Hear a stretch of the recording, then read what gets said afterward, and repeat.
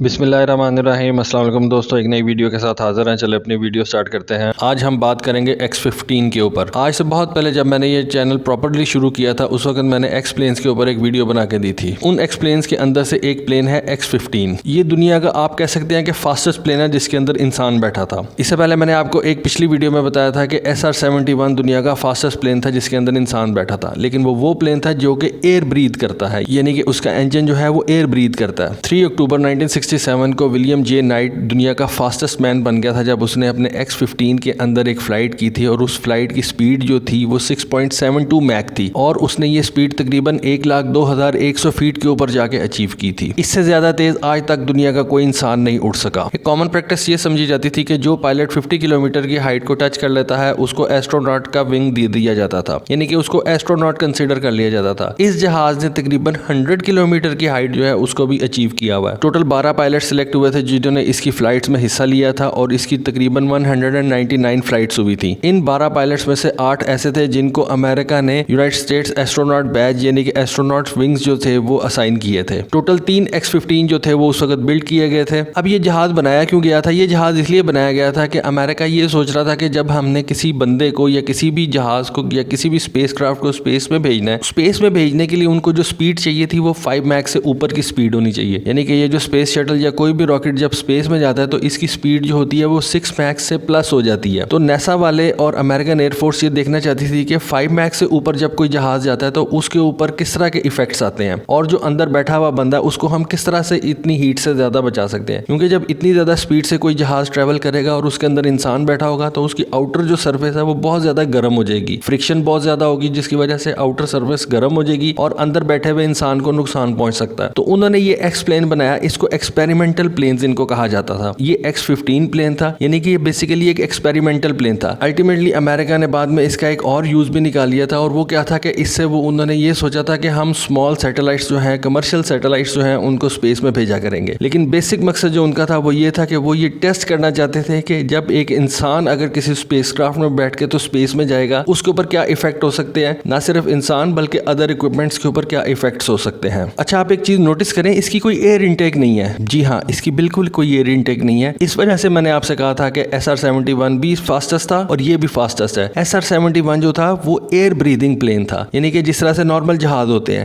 ये जो X15 है ये कोई नॉर्मल जहाज नहीं था, इसके अंदर कोई जेट इंजन नहीं लगा हुआ था बल्कि इसके अंदर एक रॉकेट इंजन लगा हुआ था, जैसा कि ICBMs और SLBMs के अंदर लगा होता है। और रॉकेट इंजन को एयर ब्रीथ करने की जरूरत नहीं होती, जैसा कि पाकिस्तान का शाहीन और गौरियन ये ICBM तो नहीं है लेकिन ये IRBM है और इनके अंदर रॉकेट इंजन लगे होते हैं। इसलिए मैं कहता हूँ कि ये दुनिया का फास्टेस्ट जहाज था, लेकिन ये बेसिकली एक रॉकेट इंजन वाला जहाज था। SR-71 से डबल इसकी स्पीड थी, लेकिन बेसिकली मसला क्या था कि ये एक रॉकेट इंजन था और अमेरिका ने क्या किया था कि एक रॉकेट ऐसा बनाया था जिसके अंदर उन्होंने एक इंसान को बिठा दिया था। X15 को लॉन्च करने के लिए बेसिकली एक B-52 की जरूरत पड़ती थी। B-52 सबसे पहले 13 किलोमीटर की हाइट पे जाता था और 800 किलोमीटर पर आवर की स्पीड से सफर करता था और उसके बाद इसको वो लॉन्च कर देता था। ये जहाज जो था ये टाइटेनियम से बना हुआ था, क्योंकि इसके आपको पता है कि आउटर साइड पे बहुत ज्यादा एक्सट्रीम हीट होनी थी, एक्सट्रीम टेम्परेचर होना था। इस वजह से पायलट को प्रोटेक्ट करने के लिए उन्होंने इस जहाज को टाइटेनियम से बनाया था। और एक और आपको बात बता दूं कि आप यही समझते हैं ना कि फ्लाई बाय वायर सिस्टम जो है वो इस वक्त बेस्ट सिस्टम है, लेकिन एक और सिस्टम भी होता है जिसको बोलते हैं रिएक्शन कंट्रोल सिस्टम। ये स्पेसक्राफ्ट्स में यूज होता है। आने वाले दिनों में आपको बताऊंगा कि यही टेक्नोलॉजी जो है ये 6th जनरेशन जहाजों में भी यूज होगी। अब इस जहाज के इंजन की थोड़ी सी बात कर लीजिए जो कि इसका मेन चीज थी। ये जहाज जब पहली दफा बनाया गया तो इसके अंदर 2 इंजन लगाए गए थे, XLR-11, यानी कि 2 XLR-11 इसके अंदर लगाए गए थे और एक XLR-11 जो था वो 6000 पाउंड की थ्रस्ट जो था वो जनरेट करता था, जो कि बहुत ज्यादा नहीं थी। फिर उन्होंने इसके अंदर एक बड़ा इंजन लगाया, उसका नाम उन्होंने रखा XLR-99 और वो 57,000 पाउंड थ्रस्ट जो था वो प्रोड्यूस करता था। और ये वो थ्रस्ट थी जो अमेरिका ने एक अपना मरकरी मिशन बनाया था स्पेस में जाने के लिए। उसका एक रॉकेट था रेडस्टोन 1, उसके अंदर ये वाला इंजन उन्होंने XLR-99 लगाया हुआ था। अगर आप इसकी टेल देखें तो ये बहुत ज्यादा थिक थी, ये हाइपरसोनिक स्पीड्स के लिए इन्होंने इसको बनाया था। ये जहाज बहुत कम मैनूवर कर सकता था और सिर्फ स्ट्रेट लाइन के अंदर सफर कर सकता था। इस वजह से अगर आप इसके विंग्स देखें तो वो बहुत छोटे हैं और इसकी टेल जो है वो बहुत ज्यादा थिक है। इसकी सबसे मजे की बात यह है कि इसका जो इंजन था XLR-99 वो अपना टोटल फ्यूल जो था वो सिर्फ 2 मिनट के अंदर कंज्यूम कर लेता था और उसके बाद ये जहाज सिर्फ ग्लाइड कर सकता था। तो दोस्तों ये छोटी सी वीडियो थी, आपको बताना था X15 के बारे में। होपफुली आपको ये पसंद आई होगी। कमेंट सेक्शन में बताइएगा कैसी लगी आपको वीडियो। आज के लिए बस इतना ही। Thank you. Allah Hafiz.